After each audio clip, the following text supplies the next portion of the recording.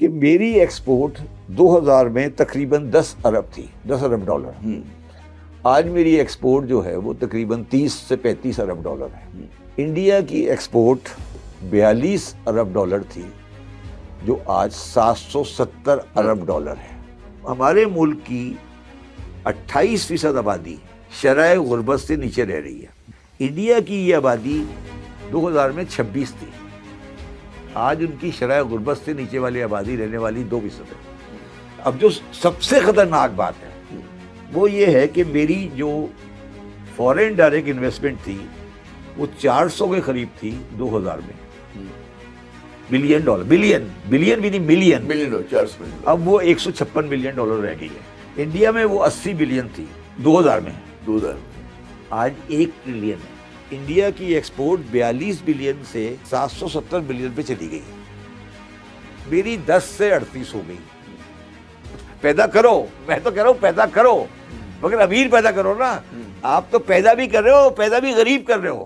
عمران خان اور اس وقت کے چیف آرمی اسٹاف سے اپروو کرا دی کہ میں اپنے ٹی وی آر کے 20,000 آدمیوں میں سے 15,000 آدمی کو گھر بھیجنے جا رہا ہوں، جو ہمارے سول سسٹم ریفارم کے بادشاہ ہیں. انہوں نے کہا نہیں سر، یہ تو آپ ایک سی بی آر میں کر رہے ہیں، یہ تو اوور آل ہونا چاہیے، یہ ہونا چاہیے. اور انہوں نے اس کو زیرو کر دیا، شیلف کر دیا. جس دن اس کو زیرو کیا شبر زیدی نے مینٹلی فیصلہ کیا کہ میں نے یہاں نہیں رہنا. تو اگر آپ مجھے کہیں گے نا کہ چاروں صوبوں کی الگ الگ بیلنس شیٹ بنا دیں تو سب کی بیلنس شیٹ پازیٹیو ہوگی اور پنجاب کی نیگیٹو ہوگی. نا آپ تو سمجھ رہے ہو کہ یہ سڑک یہ والی بنا لی، وہ والی بنا لی، یہ نہیں ہے. آپ بڑی بڑی گاڑیاں دے دی اپنی، آپ کی بڑی بڑی گاڑیاں لے لی، یہ جہاز لے لیا، یہ جہاز آپ نے لیا ہے نا، یہ اس ریمیٹنس کا ہے جو بیچارہ مزدور شیخو پورا کا اپنی بیوی بچوں کو چھوڑ کے گیا ہوا ہے. آپ نے نہیں کمایا یہ. نہ پہلے کبھی ہم نے تیر مارا ہے، نہ ہماری صلاحیت تیر مارنے کی ہے. تو آپ نے یہ مزدور، چوکیدار، مستری پیدا کرنے ہیں، ٹیکسی ڈرائیور، مستری، مزدور، برچی، یہ پیدا کرنے ہیں، یا آپ نے انجینئر پیدا کرنے ہیں؟ یہ آپ فیصلہ کر لیں. میرے وطن کا یہی مسئلہ ہے عاصم، یہاں دماغ ہے کم اور سر زیادہ ہے. میں بھی بہت عجیب ہوں، اتنا عجیب کہ بس خود کو تباہ کر لیا اور ملال بھی نہیں. یہ شعر حضرت جون ایلیا نے اپنی کسی ذاتی واردات کے تناظر میں کہا، لیکن ہم جو قوم کے ساتھ واردات ہوئی ہے اس کے تناظر میں اس کو استعمال کر رہے ہیں. سن 2000 میں پاکستان کے معاشی اشاریے کیا کہا کرتے تھے اور جو ہمارے پڑوسی ممالک تھے وہ ہمارے مقابلے میں کہاں کھڑے تھے.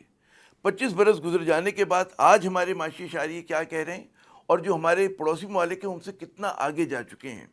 آج ہم کچھ اس اہم موضوع پہ بات کریں گے. یہ اعداد و شمار جو ہیں حضرت شبر زیدی صاحب نے جمع کیے ہیں، اور صرف اعداد و شمار کو جمع کرنا جو ہے چیلنج نہیں ہوتا، ان کی تشریح جو ہے وہ اصل جو ہے کام ہے. شبر زیدی صاحب کے ساتھ جو ہم قومی امور کے اوپر، قومی جو مسائل کے اوپر ہم نے گفتگو کا، مکالمے کا سلسلہ شروع کیا ہے، آج اس کا تیسرا پروگرام ہے. میں شبر صاحب بہت شکریہ اپنا قیمتی وقت دینے کا. تو میں چاہوں گا کہ بنا کسی تمہید کے یہ جو آپ نے پوری ریسرچ کی ہے اس کو ذرا ہمارے ناظرین کے ساتھ سامنے پیش کریں تاکہ ہم آگے پھر بات شروع کر سکیں. عامر ضیاء صاحب بہت شکریہ، آپ نے مجھے موقع دیا. میں 2000 سے لے کر 2025 تک کا میں نے جو پیریڈ یا ٹائم سلیکٹ کیا تھا وہ اس لیے کیا تھا کہ 2000 میں پاکستان کی معیشت اور ہمارے پیئر کنٹری یا آس پاس کے جو ہمارے جیسے ممالک ہیں وہ تقریباً 19-20 کے ریشو پہ تھی. تو میں نے 3 ممالک کے ساتھ پاکستان کا کمپیریزن کیا ہے، جن میں 2 تو بالکل وہی ہیں جو پہلے بر صغیر کا حصہ تھے اور ایک ویتنام ہے. تو میری جو کمپیریزن ہے وہ انڈیا، بنگلہ دیش اور ویتنام کے ساتھ ہے پاکستان کی. اگر آپ 2000 کو دیکھیں اور آج 2025 کو دیکھیں تو میں بالکل بغیر کسی ہچکچاہٹ کے کہوں گا کہ ہم نے ربع صدی 25 سال قوم اور ملک کے ضائع کر دیے. یہ میں آپ کو ابھی ثابت کرتا ہوں الفاظ کے ساتھ، کیونکہ آپ نے ایک شعر پڑھا تھا تو میں بھی چاہوں گا کہ اچھا اس ساری واردات یا اس ساری چیز کے بعد یہ بھی ہمیں ریئلائز کرنا چاہیے کہ ہمارے، جس طرح آپ نے کہا کہ جو جون ایلیا نے کہا نا کہ جو خود کو تباہ کر لیا اور ملال بھی نہیں. اچھا، میں ملال کو کسی اور ریفرنس میں دیکھتا ہوں. ایک امریکی نژاد پاکستانی شاعر ہیں، ان کا نام ہے عاصم، تو ان کا ایک شعر ہے کہ میرے وطن کا یہی مسئلہ ہے عاصم، میرے وطن کا یہی مسئلہ ہے عاصم، یہاں دماغ ہے کم اور سر زیادہ ہے۔ وہ یہ کہہ رہا ہے کہ یار ہم جو سمجھتے ہیں کہ ہم بہت تیر مارتے ہیں اور ہم کوئی بہت عظیم قوم ہے، وہ ریفلیکٹ نہیں ہوتا رزلٹ میں، کچھ جگہ ریفلیکٹ ہوتا ہے، باقی ریفلیکٹ نہیں ہوتا۔ اچھا، اب اگر آپ پاکستان کے، اب میں آپ کے سامنے بنیادی فیکٹس رکھتا ہوں جس کی وجہ سے میں آج سمجھتا ہوں کہ پاکستان اپنے بنیادی جو ساتھ کے پیئر کنٹریز ہیں ان سے بہت بری طرح پیچھے رہ گیا ہے۔ اب اس میں سب سے بڑا جو فیکٹر ہے، سب سے بڑا فیکٹر جو ہے، اور جو ہماری توجہات سے بالکل ٹوٹلی ہماری توجہات سے باہر ہے، وہ ہے آبادی۔ اب اس 25 سال میں پاکستان کی آبادی کا جو انکریز ہے وہ تقریباً 80% ہے۔ درست، 80%۔ ہماری آبادی اس وقت جو تھی وہ 150 ملین کے قریب تھی، آج ہماری 250 ملین کے قریب ہے۔ ہم نے 10 کروڑ آدمی ایڈ کر لیا اس دوران میں، ٹھیک ہے۔ انڈیا تو یہ تقریباً 80% کا انکریز ہے، فنومینل، بہت بڑا انکریز۔ اچھا، انڈیا، بنگلہ دیش اور ویتنام، ان تینوں میں یہ انکریز جو ہے وہ 30 سے کم ہے۔ ان تینوں میں یہ انکریز 30 سے کم ہے، میرا 80 ہے۔ جب 71 میں نے پاکستان اور انڈیا کا، پاکستان اور بنگلہ دیش الگ الگ ہوا تھا، وہ ہم سے بڑے تھے آبادی میں، آج وہ ہم سے آبادی میں کم ہے۔ تو اگر آپ کے پاس کھانے والے زیادہ ہوں گے اور آپ کی آبادی زیادہ ہوگی اور گروتھ نہیں ہوگی تو آپ کے اندر گراوٹ تو آئے گی، غربت بڑھے گی۔ تو اگر آپ تمام پیمانوں کو الگ بھی کر دیں نا، جتنے پیمانے ہیں ان سارے پیمانوں کو آپ بند کر دیں، ختم کر دیں، تو پھر بھی ایک پیمانہ جو پاکستان کی تباہی یا پاکستان کی پریشانی میں بہت آگے چل رہا ہے، آبادی ہے۔ اچھا، اس آبادی کے سلسلے میں نہ ہمارے پاس کوئی پلان ہے، نہ ہماری قوم ساتھ ہے، نہ ہمارا یہ پرائرٹی آئٹم ہے۔ بات بھی نہیں کرنا چاہ رہے صحیح طرح سے۔ پہلے زمانے میں آبادی کے بارے میں بات ہوتی، بچے کم خوشحال گھرانا، بچے دو ہی یا اچھے، فیملی پلاننگ یا آج کوئی گورنمنٹ اس کے بارے میں گفتگو نہیں کرتی۔ تو on a lighter note، یا تو ہم عوام کی فوج تیار کر رہے ہیں، شاید ہمیں کسی سے لڑنا ہو کسی وقت، شاید نمبر کی جنگ کی تیاری ہو رہی ہے شاید، مگر وہ جی میں لائٹر نوٹ پہ کہہ رہا ہوں۔ لیکن جدید جنگیں جو ہیں وہ کہتے ہیں افراد کی قوت پہ نہیں ہوتی نا، ٹیکنالوجی علم پر ہوتی ہے۔ اچھا، اب آ جائیں دوسری چیز کے اوپر جس نے پاکستان کی معیشت کو میں کہتا ہوں بہت بڑا نقصان پہنچایا ہے، وہ یہ ہے کہ میری ایکسپورٹ 2000 میں تقریباً 10 ارب تھی، 10 ارب ڈالر۔ آج میری ایکسپورٹ جو ہے وہ تقریباً 30 سے 35 ارب ڈالر ہے۔ انڈیا کی ایکسپورٹ جو ہے وہ 42 ارب ڈالر تھی، جو آج 770 ارب ڈالر ہے۔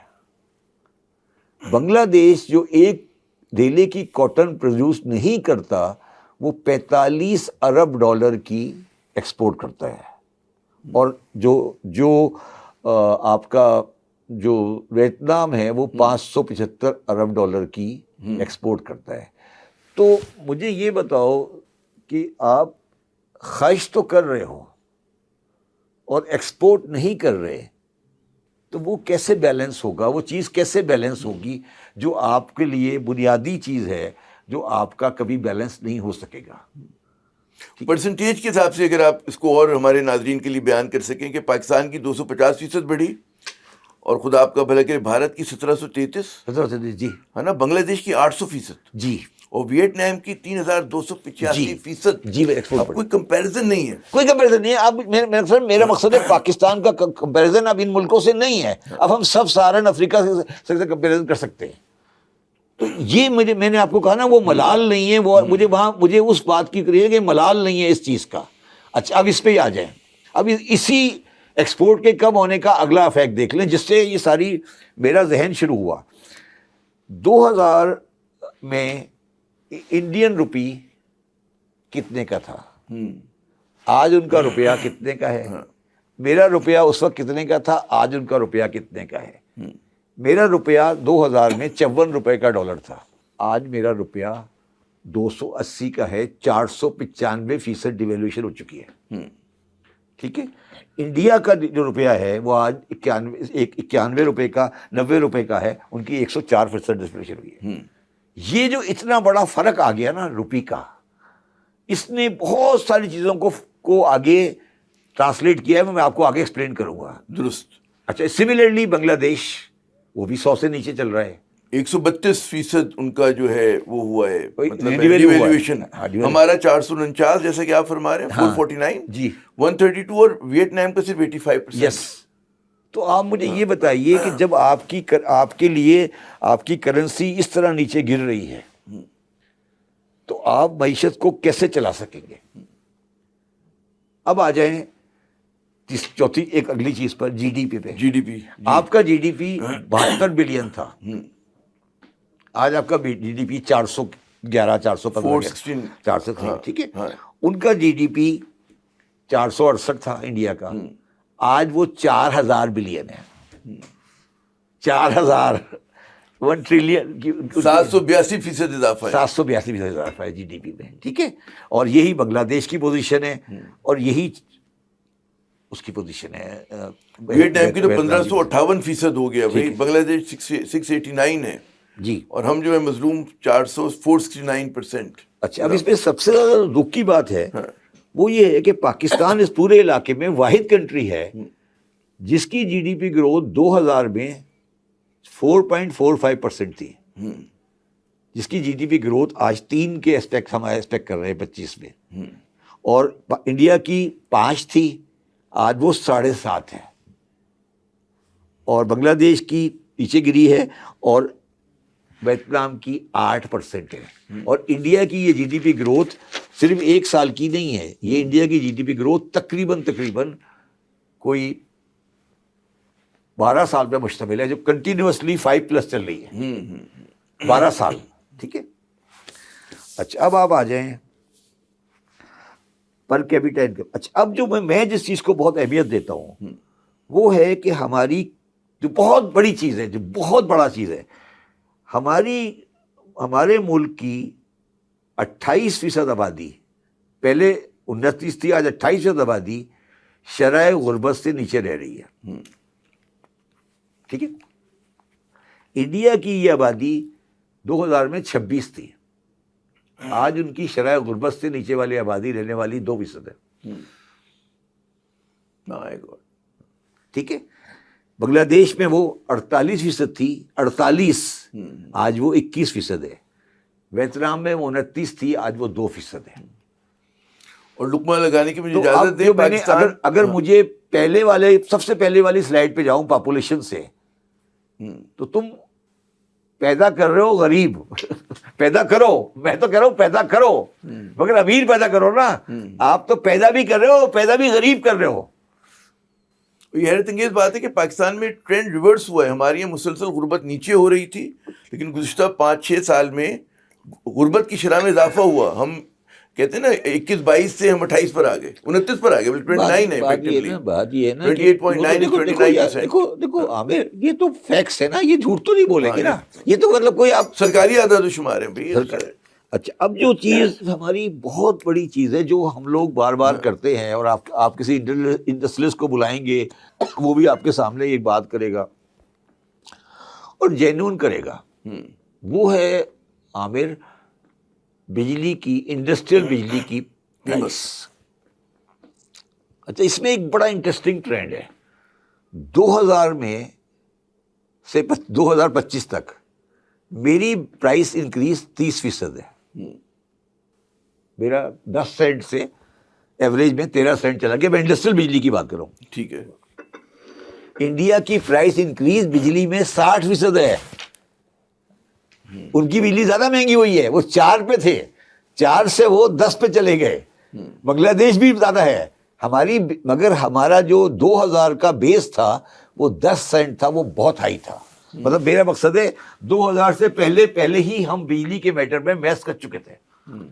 بجلی جو ہے، جو الیکٹریسٹی یونٹ ہے، وہ ہمارا ایک بہت بڑا مسئلہ ہے جو ہمیں نہیں ہے. اب اس سے آگے چلیں. ہمارے ہاں 2000 میں اکارڈ سرکاری اعداد و شمار کے مطابق 166 آدمی کا ڈیتھ ہوئی تھی ٹیررزم میں. 2025 میں وہ 3500 سے اوپر ہو گئی ہے. انڈیا میں وہ 600 تھی، وہ 90 رہ گئی ہے. بنگلہ دیش میں ٹیکنیکلی شاید کوئی تھوڑا سا ہے. تو آپ کا یہ لا اینڈ آرڈر کو ریفلیکٹ کر رہا ہے. ٹھیک ہے. اچھا، اب جو سب سے خطرناک بات ہے وہ یہ ہے کہ میری جو فورن ڈائریکٹ انویسٹمنٹ تھی وہ 400 کے قریب تھی 2000 میں. بلین ڈالر، بلین بھی نہیں، ملین. 400 ملین. اب وہ 156 ملین ڈالر رہ گئی ہے. ٹھیک ہے. انڈیا میں وہ 80 بلین تھی. 80 بلین 2000 میں. 2000 میں آج 1 ٹریلین ہے. واو. بنگلہ دیش میں بھی اسی طرح ہے اور ویتنام میں بھی اسی طرح ہے. تو اس کا مطلب ہوا کہ جو فورن ڈائریکٹ انویسٹمنٹ نام کی چیز ہوتی ہے، کوئی بندہ ہمارے ملک میں ڈالر نہیں ڈال رہا. ہاں، مطلب بھی کلیئر نا، سرمایہ کاری نہیں ہو رہی ہے. نہیں سرمایہ، کوئی دوسرا باہر والے نے کہا یار ان کے ساتھ ہم نے ڈیل نہیں کرنا. یہی ہے نا مطلب، سمپل سی بات ہے. یا سامان بھیج دو ان کو، اور یہاں پیسے نہیں ڈال لیں. جو کمپنیز ہیں وہ بھی جا رہی ہیں. نہیں، وہ تو ایک الگ سبجیکٹ ہے. میں یہ کہہ رہا ہوں کہ یار میرے نئے پرانے پیسے تو پڑے ہیں نا، نئے پیسے میں نے نہیں ڈال لیں. آپ کا اسٹاک ایکسچینج بے شمار 1,80,000 پوائنٹ پہ پہنچ گیا، مگر اس میں فورن ڈائریکٹ انویسٹمنٹ کم ہو گئی. آپ کو پتہ یہ بات؟ تو اس کا مطلب ہے لوگوں نے، باہر والوں نے پیسے نکالے ہیں، ڈالے نہیں ہیں. ٹھیک ہے، آگے چلے. اچھا، اب کیا ہوا کہ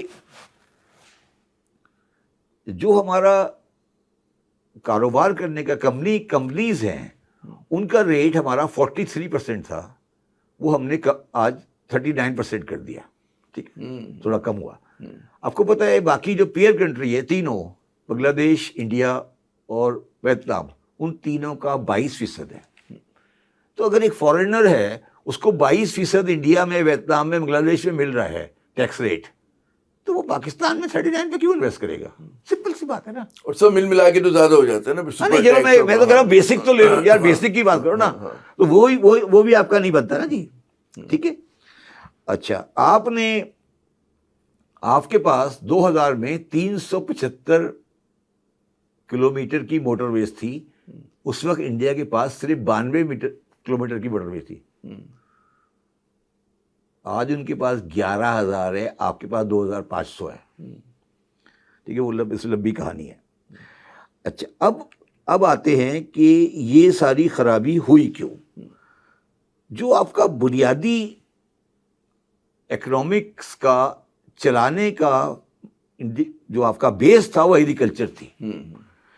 آپ کی پر ایکر ییلڈ انڈیا کے برابر تھی 2000 میں آلموسٹ ویٹ کی. اچھا، اب آج ہماری 3.1 میٹرک ٹن پر ہیکٹیئر ہے، ان کی 3.9 میٹرک ٹن پر ہیکٹیئر.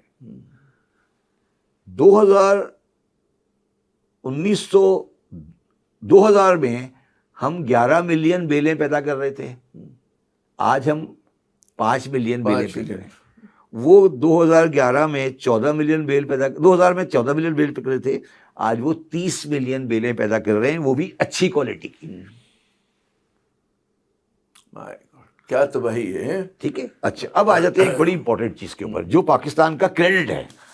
پاکستان کا کریڈٹ یہ ہے کہ پاکستان کی ہوم ریمیٹنس 2000 میں 1 بلین ڈالر کے قریب تھی. آج وہ 38 بلین ڈالر ہے. 3,800% انکریز ہوا ہے. ٹھیک ہے. انڈیا کی 14 بلین تھی، آج وہ 132 ہے. ان کا انکریز ہم سے بہت کم ہے. تو اب اس کا مطلب یہ ہوا کہ پوری پاکستان کی اکنامکس لیبر کی ریمیٹنس پہ کھڑی ہے.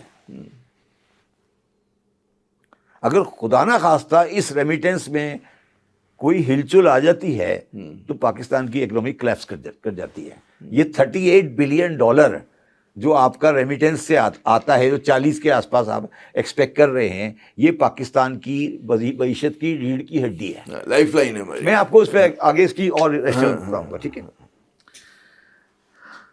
اچھا، اب جو اس میں ایک چیز جو بڑی انٹرسٹنگ ہے وہ ہے عامر، ہمارا کنزمپشن پیٹرن. کنزمپشن پیٹرن کا مطلب یہ ہے کہ جیسا میں نے کہا نا کہ دماغ ہے کم اور سر زیادہ ہے. ہم سارے بادشاہ لوگ ہیں، ہم سارے امپورٹ بیس چوئنگم، کافی، چاکلیٹ کھانے کے عادی ہیں. تو کتوں کو بھی ان سے نہلاتے ہیں امپورٹڈ شیمپو سے. کتوں کو لاتے، ٹھیک ہے. میرے لیے یہ بڑا اہمیت رکھتا ہے کہ میرا امپورٹ ٹیرف ایوریج میں کیا ہے، کہ میں امپورٹ کو کس ریٹ پہ ڈیوٹی بھی لگا رہا ہوں. میرا امپورٹ ٹیرف آج، پہلے میرا 23 تھا، آج 11 ہے. انڈیا کا امپورٹ ٹیرف 33 تھا، آج 16 ہے.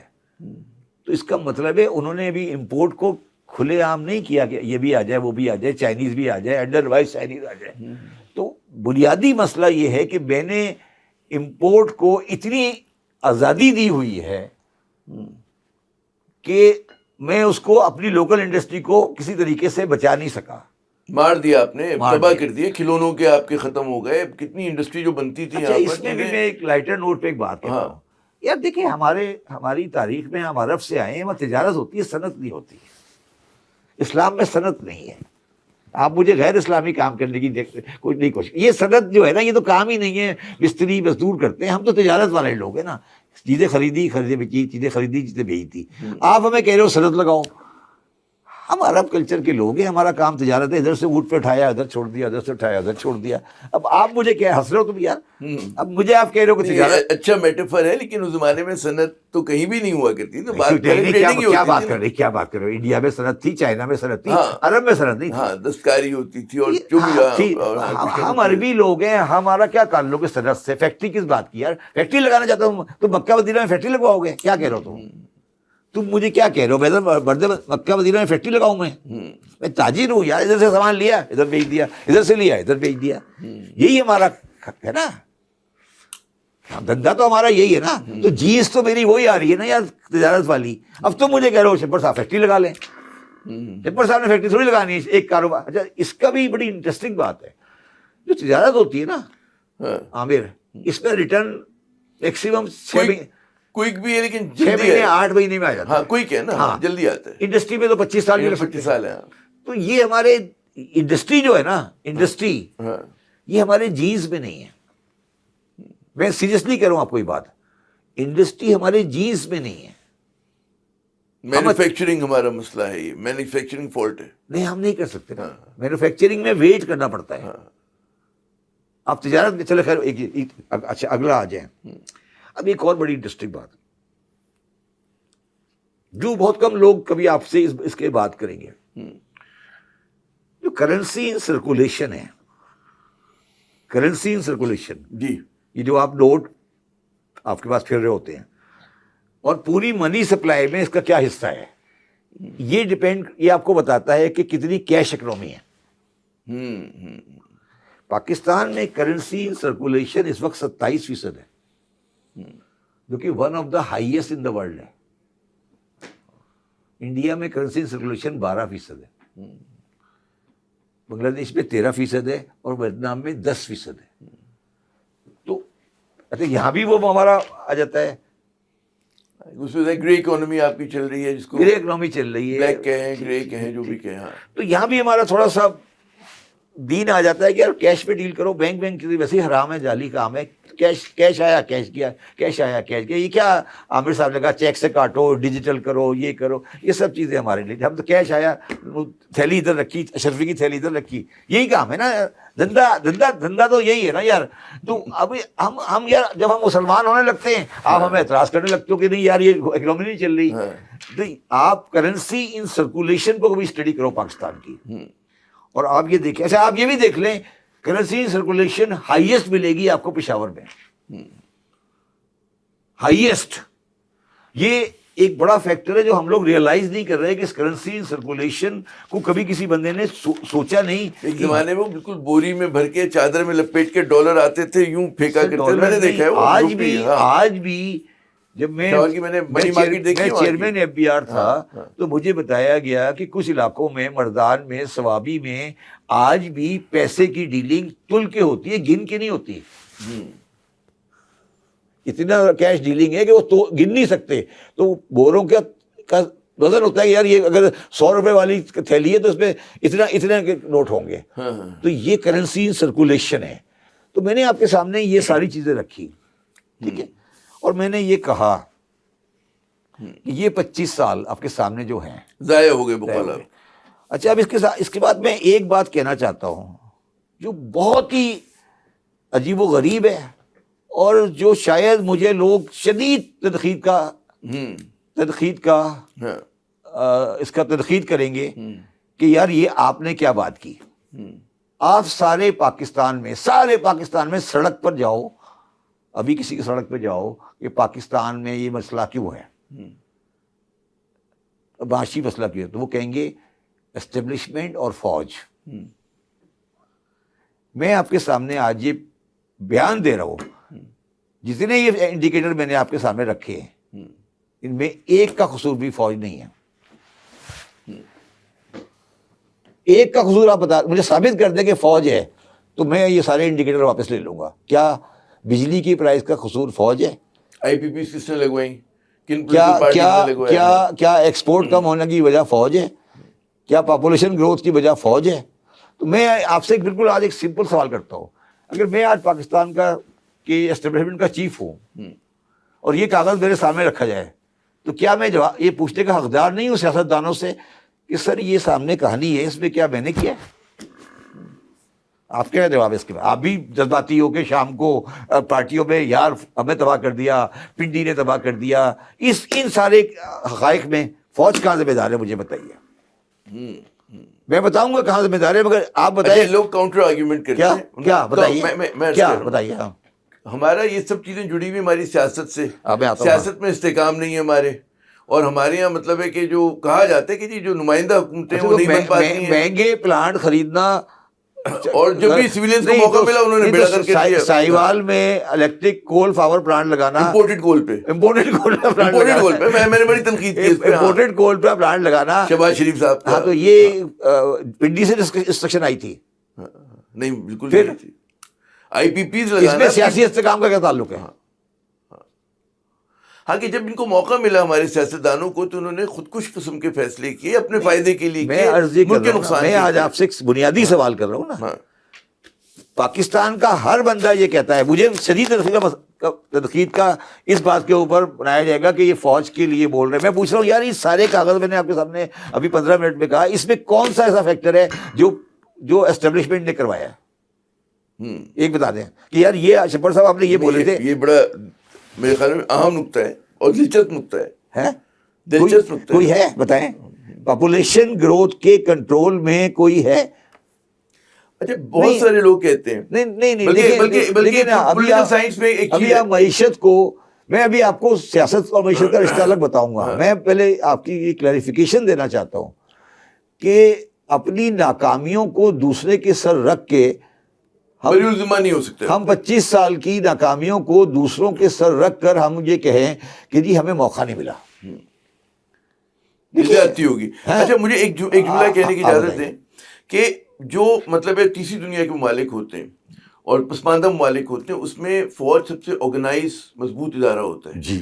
اور لوگ توقع یہ کرتے ہیں کہ اس کا کام صرف جغرافیائی سرحدوں کی حفاظت نہیں, ایک اس پہ ہے بات ہوتی ہے, بلکہ سولجر ایز اے ریفارمر وہ اس طرح کے ممالک میں یہ کام بھی کرتا ہے because they are the most modern people. ان کا ہیومن ریسورس ڈیولپمنٹ ہو رہا ہوتا ہے اور وہ اپنے سماج کے مقابلے میں زیادہ وہ ڈیولپ ہم کرتے ہیں. آپ کہتے ہو آمریت آ گئی. میں تو یہ کہہ کروں کہ ایک ہے نا سیاست کے اندر بعض لوگ میں بھی جواب دوں گا اس کا, آگے چلے. ہاں, تو سوچو وہ اچھا اس میں مطلب ہماری کوشش ہوئی, لیکن فوج جب کرتی ہے وہ آدھا کام کرتی ہے, آدھا کر کے روک دیتی ہے. پھر وہ انہی لوگوں کو ٹرائیڈ اینڈ ٹیسٹڈ لوگوں کو موقع دے دیتی کہ جنہوں نے ماضی میں بھی نقصان پہنچایا. میں بھی آپ کو اس پہ آتا ہوں. یہ ایک کوشچن ہے نا پاکستان کا, وہی شریف خاندان آ جاتا ہے, وہی زرداری خاندان گھوم پھرا کے آ جاتا ہے. اب میں آتا ہوں اس کے. جی, یہ جو پیریڈ ہے اس پیریڈ میں پاکستان کے تمام kind of government check stake holders نے کر لیا. نہیں ٹیسٹ ہوئی. 2000 سے 2008 مشرف, 2008 سے 2013 زرداری صاحب, 2013 سے 2018 نواز شریف, 2018 سے 2022 عمران خان, اور 2022 سے لے کر آج تک 23 سے لے کر آج تک نواز شریف, عمران خان, نواز شریف اور پیپلز پارٹی. تو پانچوں طریقہ واردات یا طریقہ گورنمنٹ ٹیسٹ ہو گئے, مان لیا. اچھا, اب اس پانچوں طریقہ گورنمنٹ ٹیسٹ ہو گئے, اس میں ایک چیز کامن ہے جو میں مانتا ہوں, کوئی وزیر اعظم کوئی حکمران عزت سے نہیں گیا. سب متنازع حالات. نہیں, متنازع تو بڑی اچھی بات ہوتی ہے, عزت سے کوئی نہیں گیا. میں بتاتا ہوں مشرف صاحب کس طرح گئے, وردی اتارے, مطلب نسبتاً سلوٹ لے کر گئے. وہ سلوٹ تو یار اپنے بندوں نے کیا تھا نا, قوم نے تو سلوٹ نہیں کیا نا, وہ تو اپنے بندوں نے کیا تھا نا سلوٹ, وہ تو اپنے گھر, ان کے گھر کی بات تھی نا. مگر سلوٹ ہی آج سلوٹ بھی ان کا بن گیا, اور سلوٹ آنے کے بعد بھی وہ پاکستان تو نہیں رہے نا, امریکہ جو ہی میں رہے نا. پاکستان میں کیوں نہیں رہے مشرف صاحب؟ انہوں نے کیوں نہیں گھر بنا لیا کہ کراچی میں آتے, تقریریں کرتے, جلسے میں آتے, سیمینار کرتے, چلے گئے نا. گھر تو بنائے لیکن رہ نہیں سکے. کیوں نہیں رہ سکے؟ اچھا, اس کے بعد آ گئے 18 والی گورنمنٹ, یوسف اللہ گیلانی صاحب وزیر اعظم بنے, آخر میں رائن کرنا پڑا, اظہر اشرف آ گئے, وزیر اعظم نہیں رہ سکا. اس کے بعد نواز شریف آ گئے, پاناما آ گیا, پھر شیخ عباسی آ گیا, عمران خان کو گھر بھیج دیا گیا. تو یہ یہاں پر آ کر نا جو آپ بات کرو, یہ ذرا ملاؤ کہ یہ جو میں نے آپ کو سیکنڈ یہ والی بات کی ہے اور پہلی والی بات کی ہے, یہ اگر آپ مجھے یہ کہو گے کہ یہ جو باعزت طریقے سے نہیں گئے اس میں کسی اور کا قصور تھا, شاید وہ بات میں آپ کی مان لوں, اس سے زیادہ نہیں مان سکتا میں. آپ بتائیں, یہ میں نے جو آپ کو سارے بتایا چاروں پانچوں, یہ ایسا ہی ہوا نا. یہ میں بالکل یوسف اللہ گیلانی صاحب آخر میں, یوسف اللہ گیلانی صاحب کی جگہ پہ پرویز اشرف صاحب آ گئے, عمران نواز شریف کی جگہ پر خاقان عباسی آ گئے. تو پھر اس کا مطلب ہے وزیر اعظم بیچارہ پھر ایسے ہی ہوتا ہے نا, ہم یہی کہہ رہے ہیں نا. اچھا مجھے ایک بات بتائیے. اچھا, اب میں نہیں اس کے سامنے ایک اور چیز رکھتا ہوں. اب اس کے سامنے رکھے انڈیا, ان کی گورنمنٹ میں اس پورے 25 سال میں پہلی گورنمنٹ اٹل بہاری واجپئی کی تھی, اس کے بعد 2 گورنمنٹس آئیں, منموہن سنگھ کی 2 گورنمنٹس آئیں, اور اس کے بعد سے 3 کنٹینیوس گورنمنٹ نے مودی کی ہے. ہاں, اس چیز نے ان کو اسٹیبلٹی دے دی. دیکھیے نا, ہمیں یہ ریئلائز کرنا چاہیے نا کہ اس نے اسٹیبلٹی دے دی. مگر جس چیز میں آ کر ہمیں سوچنا چاہیے آج, وہ یہ ہے کہ جب منموہن سنگھ کی گورنمنٹ آئی اور اس منموہن سنگھ کی گورنمنٹ گئی اور نریندر مودی کی گورنمنٹ آئی, تو اس نے یہ نہیں کہا کہ منموہن سنگھ نے ملک تباہ کر دیا تھا, وہ اس سے آگے لے کے چلے. ہمارے یہاں یہ پانچوں دور, جیسے ہی وہ بندہ پہلا والا گیا ریورسل, جب نہیں پہلا والا گیا تو ہم نے پہلی تقریر آ کے یہ کی کہ ملک تباہ ہو گیا ہے, میں آخری آدمی ہوں, بچانے کے لیے آیا ہوں, وہ جو گیا ہے وہ الو کا پٹھا تھا. ایم آئی رائٹ؟ یہ اگر آپ مجھ سے پوچھیں نا کہ بنیادی مسئلہ کیا ہے, وہ یہ ہے کہ یار وہ پاکستان کا وزیر اعظم تھا, وہ پیپلز پارٹی کا وزیر اعظم نہیں تھا, یا مسلم لیگ نواز کا وزیر اعظم نہیں تھا. عمران خان پاکستان کا وزیر اعظم تھا. جو کچھ بھی عمران خان کرے گا وہ غلط تھا, یہ پی ایم ایل این کی پالیسی ہے, اور جو کچھ بھی پی ایم ایل این کرے گی وہ غلط ہے, وہ عمران خان کی پالیسی ہے. یہ جو مائنڈ سیٹ ہے, یہ کوئی آدمی ہم سے کہلواتا ہے یا یہ ہمارے دماغ میں ویسے ہی آ گیا؟ پھر میں وہیں پہ آؤں گا نا کہ پولیٹیکل انسٹیبلٹی, عدم استحکام, اور اس میں پھر وہ کہا جاتا ہے کہ جی کیونکہ اسٹیبلشمنٹ کی بیجا مداخلت ہے اور وہ کھل کے کام نہیں کرنے دیتے, بعض لوگ اس کو قصوروار ٹھہراتے ہیں.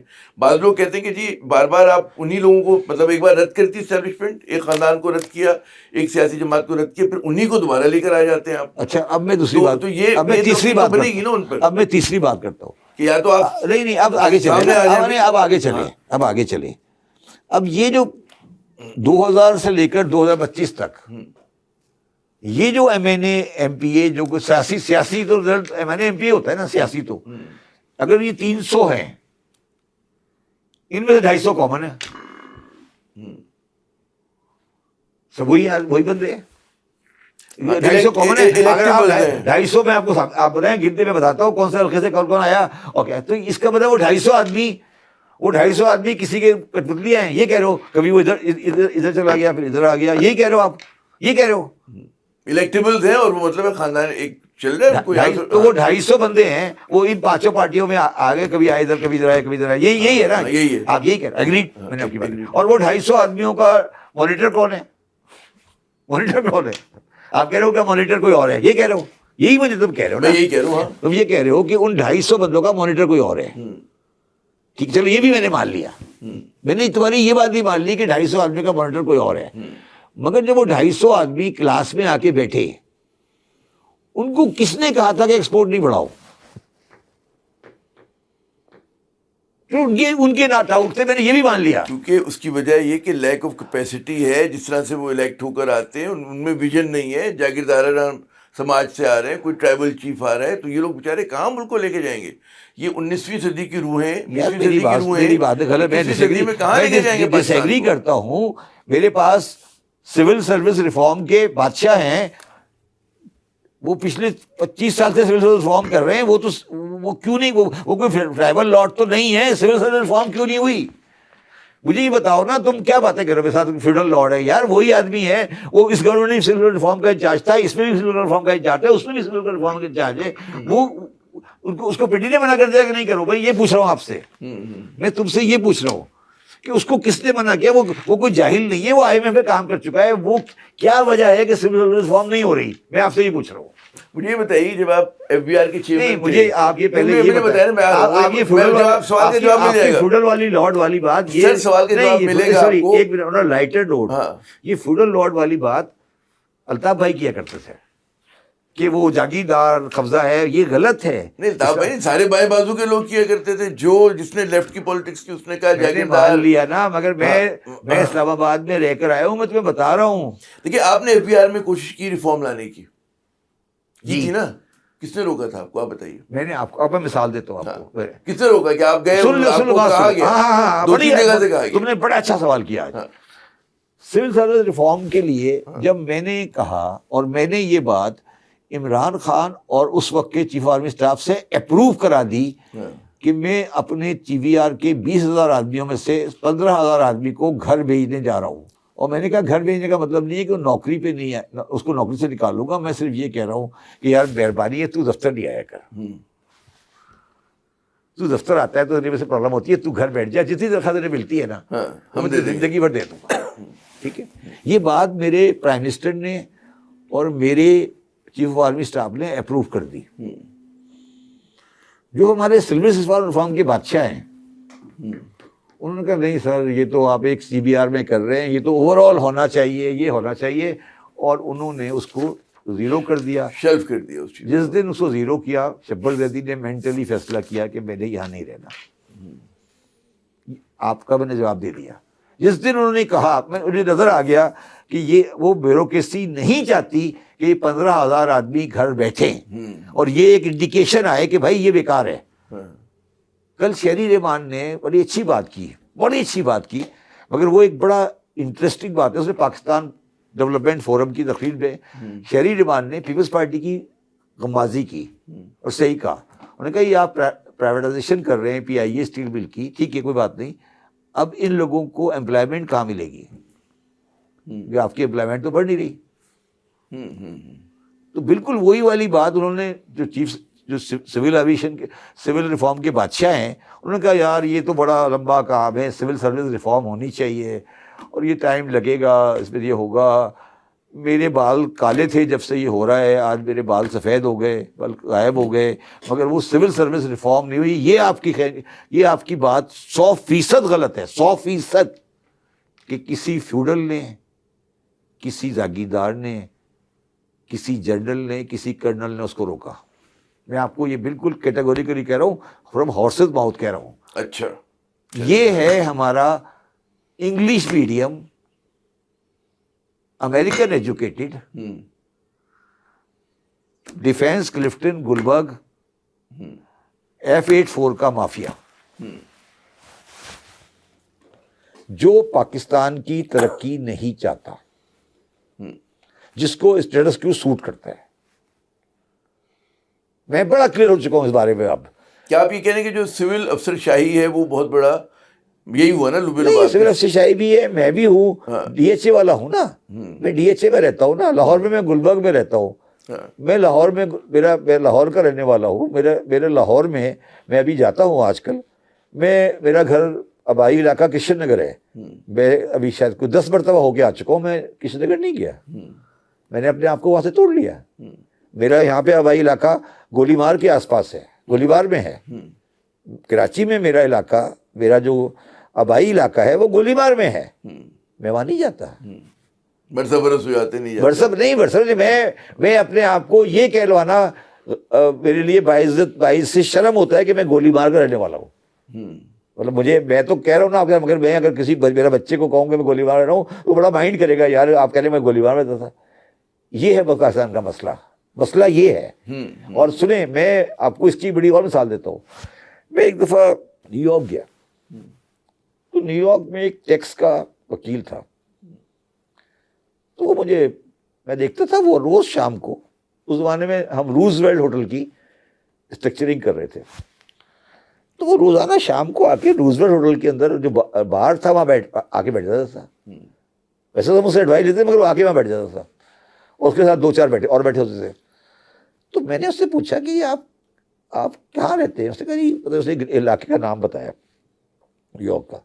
آپ بلیو کریں گے, he was one of the major lawyer of USA. اس نے کبھی نیو یارک کے علاوہ کوئی اور شہر دیکھا نہیں تھا. میں کہیں گیا ہی نہیں کبھی زندگی میں. اور وہ نیو یارک کی جو اس کی اپنی آبادی تھی, گیٹوز, جو پرانے زمانے کے گیٹوز تھے, وہ اس سے پراؤڈ تھا کہ میں اس جگہ کا رہنے والا ہوں. اور مجھے کہنے لگا, میں نے کہا آپ کیوں آتے ہیں روزانہ یہاں کیوں بیٹھتے ہیں؟ اور یار میرے دوست یار ہیں, ہم پیدا جب سے ہوئے تھے نا, جب سے ہم اس جگہ بیٹھتے ہیں, اور یہ شام کو ہم آگے بیٹھ جاتے ہیں. اور یہ سارے میرے پہلی کلاس کے دوست ہیں. اگر آپ کو علاقہ یاد ہو تو وہاں جہاں پر یہ port authority of new York کا جہاں پہ بس اسٹینڈ ہے, تو اگر میں یہ کہوں کہ شبر زیدی گولی مار کراچی کا رہنے والا ہے, چائے پینے وہیں جی چائے پینے اسی ڈھابے پہ جائے تو ڈھابا ٹھیک ہو جائے گا. الیکشن لڑنے چلے جاؤں گا میں کونسلر کا, مگر میں چائے پینے نہیں جاؤں گا کبھی. آپ سمجھ آئے میں کیا کہہ رہا ہوں؟ دیکھیں, جو آپ نے اعداد و شمار دیے وہ پاکستان کا ایک زیادہ ایک ڈیپر اسٹرکچرل پرابلم کو غمازی کر رہے ہیں. نہیں, اسٹرکچرل کو نہیں, میں اسٹرکچرل بھی ہے, لیک آف کیپیسٹی بھی ہے, لیک آف پولیٹیکل ول بھی ہے, بہت ساری چیزیں. سب سے بڑے کون ذمہ دار ہے؟ میں نے کل پرسوں ایک کسی پروگرام میں ایک بات کی تھی جو میں آج آپ کو پھر کر رہا ہوں. جو میرے آقا نامدار تھے نا مدینے والے, ان کو مدینے کے یہودی اور عیسائی پہچانتے تھے, مگر پہچاننے کے بعد آپ کی نبوت کو چھپاتے تھے. تو جو بندہ پہچانے اور پہچاننے کے بعد چھپائے اسے کہتے ہیں کافر. میں نے اس دن بھی ٹی وی پروگرام میں کہا تھا, میں آپ کے پروگرام میں دوبارہ کہہ رہا ہوں, ہم پاکستان کی معیشت کے ساتھ کفر کر رہے ہیں. جانتے ہیں پرابلم کیا ہے, جانتے ہیں کہ پرابلم کیا ہے, سمجھتے ہیں پرابلم کیا ہے, مگر یہ ہمیں پتہ ہے کہ پوری عمارت ہم نے یہ کھڑی کی ہوئی ہے, یہ ہماری عمارت ہاؤس آف کارڈز ہے.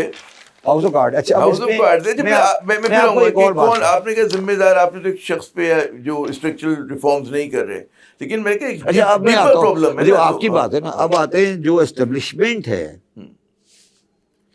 اس کو چاہیے کہ وہ اس ریفارم کو پش کرے, یہی کہہ رہے ہو نا. میں نے یہ دیکھا ہے کہ اسٹیبلشمنٹ پش کرنے میں بہت زیادہ انٹرسٹڈ نظر نہیں آتی. مجھے لگتا ہے نیم دلانا ہے, کوشش کرتے رک جاتے ہیں. ہاں, کوشش کرتے رک جاتے ہیں, یا پھر وہی لوگ جن کو یہ رد کرتے ہیں وہ دوبارہ ان کو موقع دے دیتے ہیں. یہ میری سمجھ میں نہیں آیا کہ کیوں کرتے ہیں. میں یہ سمجھتا ہوں, کیوں کرتے ہیں, میں یہ سمجھتا ہوں کہ قصور ان کا نہیں ہے. دیکھیے, معیشت جو ہے یا یہ معیشت باشی چیزیں میں نے آپ کے سامنے رکھی ہیں, یہ میرا کام ہے نا. ایک فوجی جنرل کرنل کا تو کام نہیں ہے نا. میرا اپنا ویو ہے کہ بیوروکریسی, ناٹ فوجی نہیں, بیوروکریسی پاکستان کی اصل دشمن ہے. دشمن کہہ لیں یا وہ نادان دوست ہیں. نہیں وہ پہیے کو یوں کر کے گھما رہے ہیں. انہیں پتا ہے کہ جس دن یہ صحیح ہوا ہماری بلڈنگ گر جائے گی. اچھا اس میں یہ جو سیاستدان اچھا میں اس پہ تھوڑا سا میں مجھے ایک خطہ کلامی کرنے دیں. سیاستدان ہیں وہ خاندان جو بار بار گھوم پھر کے کہتے ہیں نا کانسٹیٹوئنسی کی سطح پہ واپس آتے ہیں پارلیمنٹ میں یا قومی سطح کے اوپر آتے ہیں.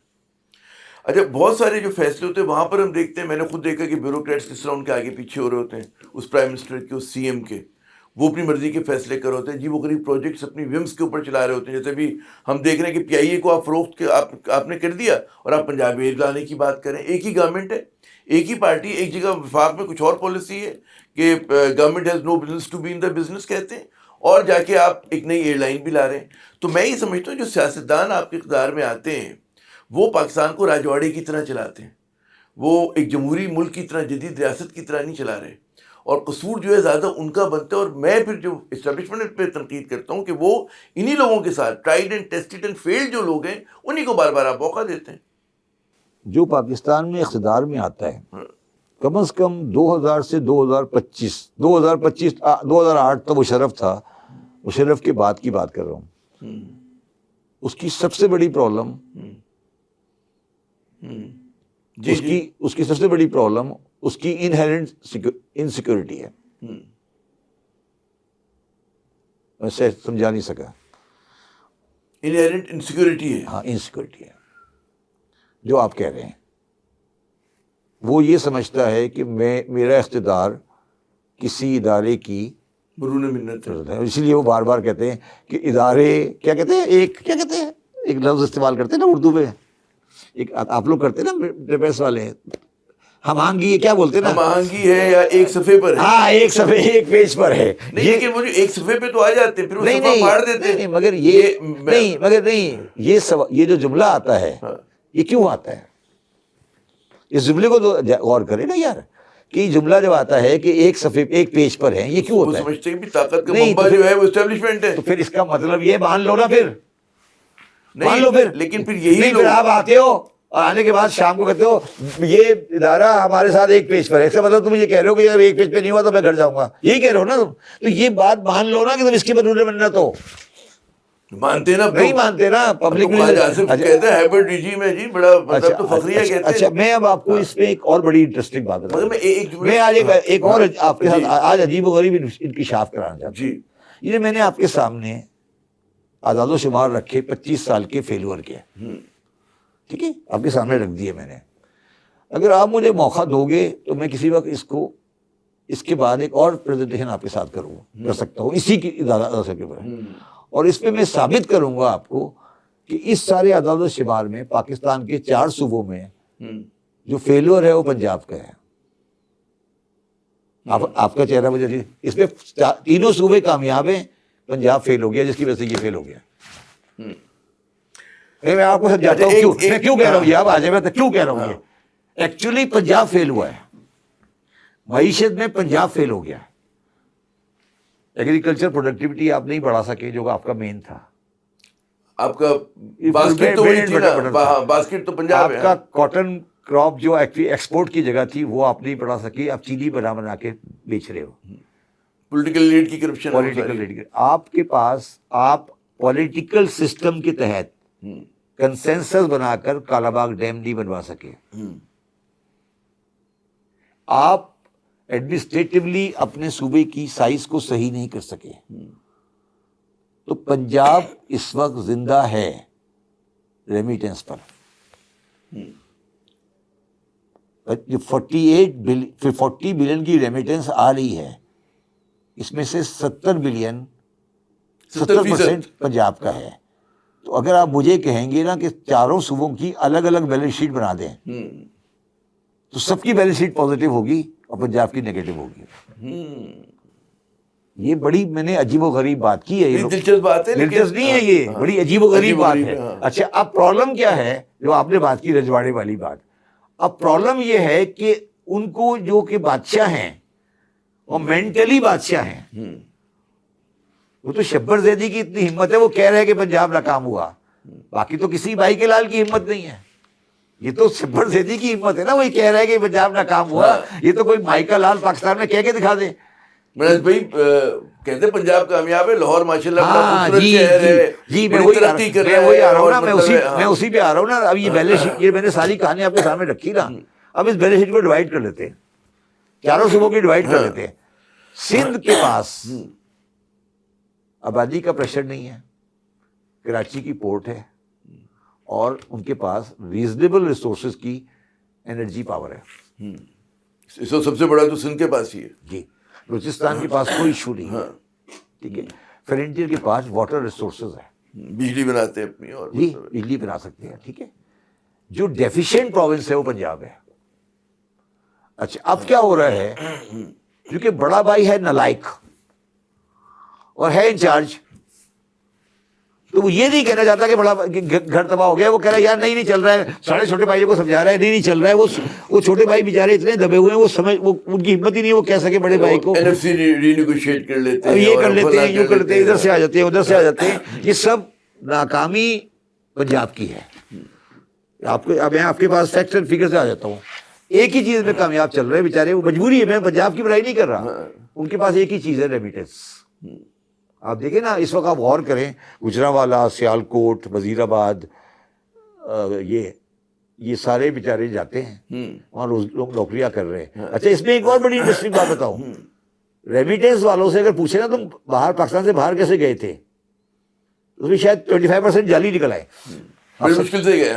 نہیں وہ پاسپورٹ پہ نہیں گئے، پاسپورٹ پہ نہیں گئے. ہاں میں وہی کہہ رہا ہوں کہ مشکل تو ایلیگلی بات یہ ہے کہ مریم نواز صاحبہ تو جہاز خرید رہی ہیں، مگر ان کی معیشت کو آج سسٹین کیا ہوا ہے لاہور، گجرانوالہ، وزیر آباد، سیالکوٹ، شرکپور، شیخوپورہ کے غریب مزدوروں نے. یہ انہیں کون سمجھائے گا چندہ کہ آپ تو سمجھ رہے ہو کہ یہ سڑک یہ والی بنا لی وہ والی بنا لی. یہ نہیں ہے.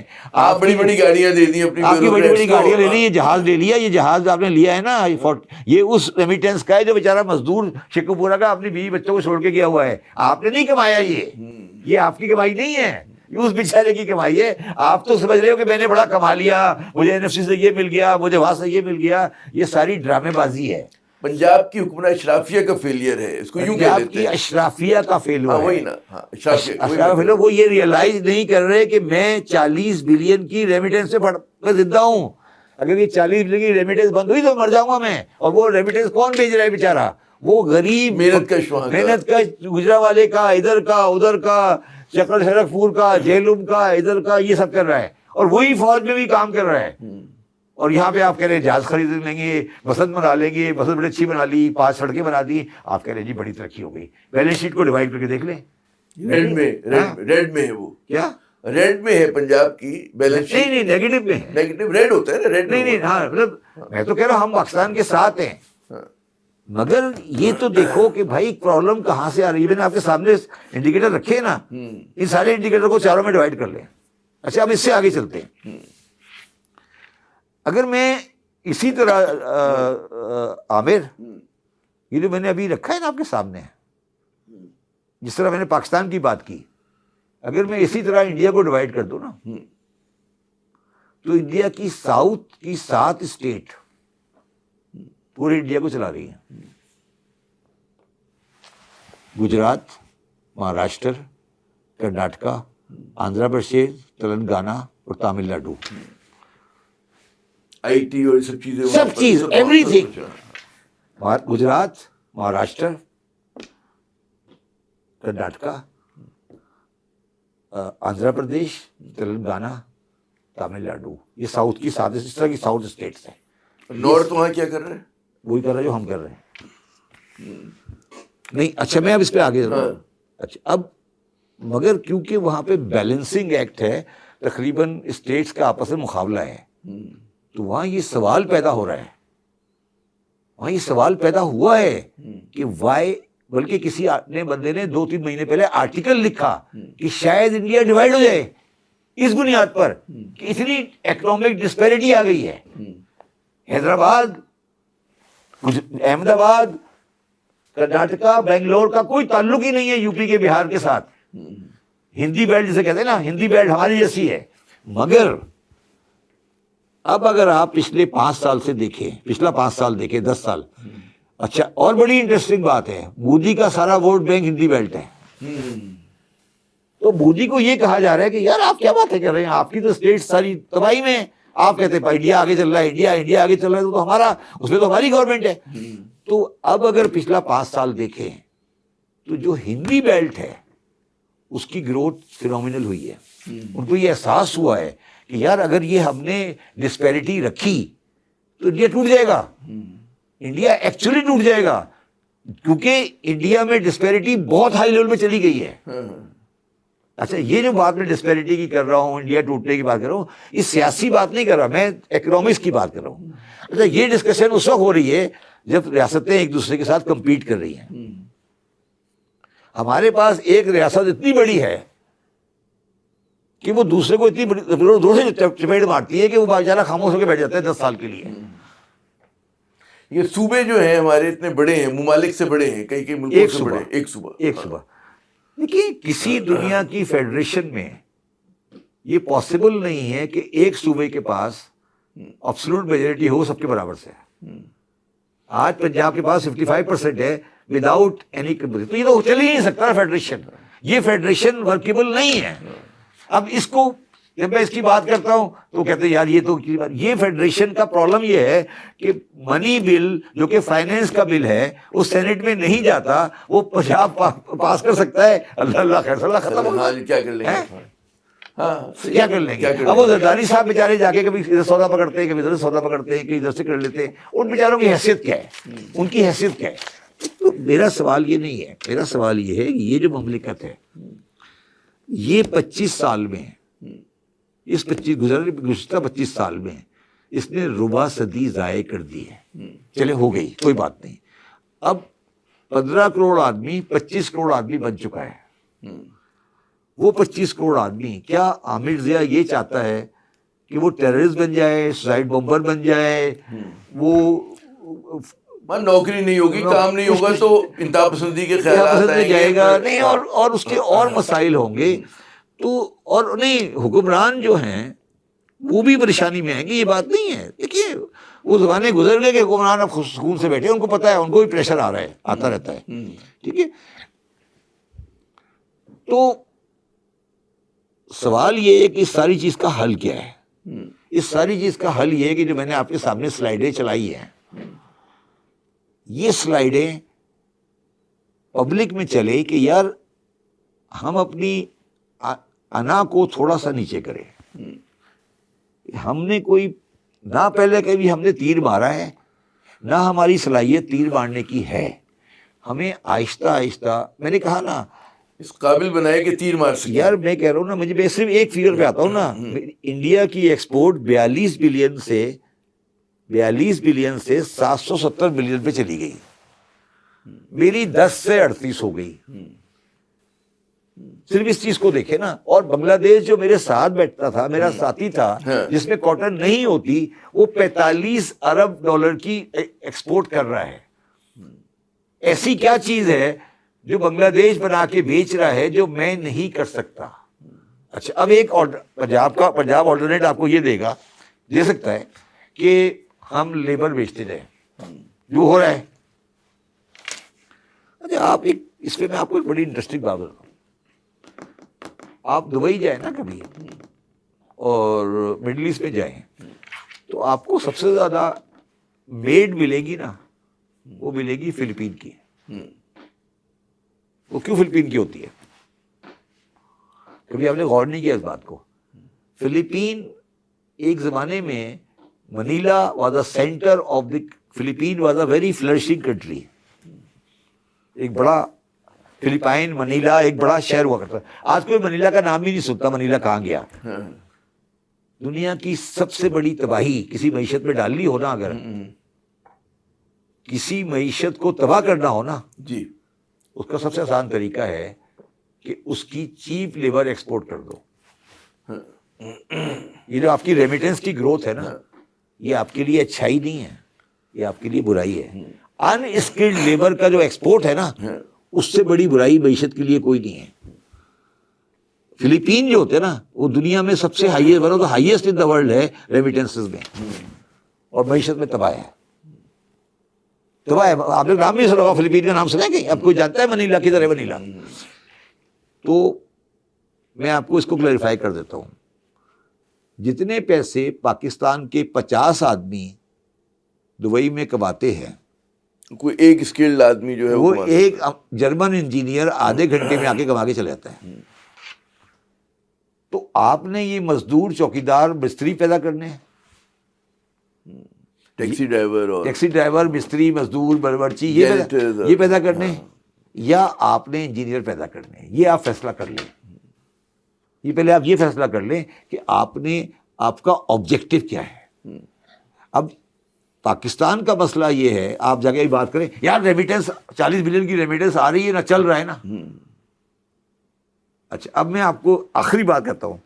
آپ نے بسنت بنائی, ڈور بھی امپورٹڈ ہے, کاغذ بھی امپورٹڈ ہے. یہ پتہ ہے آپ کو؟ پہلے کم از کم پتنگ ہم خود بنا لیا کرتے تھے, نہیں, اڑا بھی خود لیا کرتے تھے. نہیں, ڈور تو یہاں ہے ہی نہیں نا. وہ والی جو ڈور جس پہ مسن کا ڈور ہے, وہ ڈور 90% ڈور امپورٹڈ ہے, اور کاغذ بھی اچھا والا امپورٹڈ ہے. تو بسنت تو آپ کو اپنی لوکل ڈومیسٹک بنائی نہیں جاتی. تو آپ کس دنیا میں بیٹھے ہیں یار؟ یہ دیکھیں, میں یہ عرض کرنے کی کوشش کر رہا ہوں کہ میں نے جو آپ کو یہ 25 سال کا کمپیریٹیو دیا ہے, اس کمپیریٹیو میں 2 میرے نتیجے ہیں. پہلا نتیجہ, اس کا قصور فوج کا نہیں ہے. دوسرا میرا نتیجہ اس کا یہ ہے کہ اس میں فیلور, بڑا فیلور پنجاب کا ہے. آج جو اسکول بچے نہیں جا رہے, کیا وہ سندھ کے؟ صرف سندھ میں بھی ہے, سندھ میں بھی ہے, ان کا برابر کا حصہ ہے نا. اگر پاپولیشن میں 80% آبادی بڑھی ہے, سب کی بڑھی ہے نا, سب کی بڑھی ہے نا, تو گڈ گورن پنجاب جو تھا اس نے 80% آبادی کیوں بڑھنے دی؟ چلو یار ہم تو نالائق ہے نا, معاذ علی شاہ نالائق ہے, اس کو نہیں آتا کام کرنا, مگر آپ نے 80% آبادی کیوں بڑھنے دی؟ یہ دکھ جو ہے پورے ملک کا ہے, صحیح کہہ رہے ہیں, فیلور پورے ملک کا ہے. اور جو پھر جب ملک کا ہوتا ہے تو جب آپ بڑے ٹھیکیدار ہو تو ٹھیکہ پھر آپ کو ذمہ داری بھی زیادہ لینی پڑے گی. جب آپ کے پاس ٹھیکہ بڑا ہے تو ٹھیکہ بھی زیادہ لینا پڑے گا. تو وہ آپ نے اٹھائی ہے. آج آپ ان کا جو باڈی لینگویج ہے, یا ان کا جو اسٹائل ہے, یا بات کرنے کا اسٹائل ہے, کیا وہ ان فیکٹس کے ساتھ ٹائی اپ ہوتا ہے؟ آپ بتائیں کیا ٹائی اپ ہوتا ہے؟ ٹھیک ہے, نہیں ہو رہا نا. مجھے ان سے کوئی شوق نہیں ہے, میرا ان سے مجھے بات کرنے کا شوق ہے. میں صرف یہ کہہ رہا ہوں کہ مجھے ان لاہور کے, گجرانوالے کے, شیخو پورے کے, شرک پور کے ان غریبوں سے انٹرسٹ ہے. میں SIUT چلاتا ہوں. میں نے ادیب رضوی صاحب نے جان لگا کر انلیگل آرگن ٹرانسپلانٹ کا جو بکتا تھا اس کو بند کرایا ہے. آپ میری بات کا یقین کریں گے کہ سرگودے میں ایک جگہ ہے کوٹ مومن, اور شیخو پورے کے پاس ایک جگہ ہے شرک پور. وہاں اور عورتوں کی انلیگل کڈنی کی سیل کے سینٹرز تھے, جس میں گاؤں کی عورتیں اپنے گردے بیچا کرتی تھی. یہ جا کے میں نہیں کہہ رہا, ابھی بہت پرانی بات نہیں ہے, گوگل پہ جا کے چیک کرنا. میں نے بند کرائے وہ سینٹرز, میں نے وہ بند کرائے. آج بھی ٹوڈے اگر انلیگل آرگن ٹرانسپلانٹ 100 ہو رہے ہیں انلیگل, تو 100 میں سے 95 پنجاب میں ہو رہے ہیں. تو یہ میں کہہ رہا ہوں یار, یہ ڈرامے بازی بند کریں نا, سچ بولیں, خدا کا واسطہ ہے. کونو معاذ صادقین, سچوں کے ساتھ ہو جاؤ. چلے میرے خیال میں اسی پنچ لائن پہ ہم ریپ اپ کرتے ہیں. اسی پنچ لائن پہ ہم ریپ اپ. کیا پنچ لائن ہے آپ کی؟ آپ کی پنچ لائن ہے کونو معاذ صادقین, جو آپ نے کہہ دیا. ہاں, مطلب اللہ سچوں کے ساتھ ہو جاؤ, یہ تو ہے نا, سچوں کے ساتھ ہونا چاہیے. بالکل. تو شبر صاحب بہت شکریہ. ناظرین, ہمیشہ کی طرح شبر صاحب کی میرے خیال میں گفتگو سے بہت سارے سوالوں کے جواب ہمیں ملے, اور بہت سارے سوالات جو ہمارے ذہن میں پیدا ہوئے, اور یہی اس ڈسکشن کا مقصد ہے. عامر زئی اور شبر زیدی صاحب کو اگلی نشست تک اجازت. خدا حافظ. For more updates, subscribe now and press bell icon.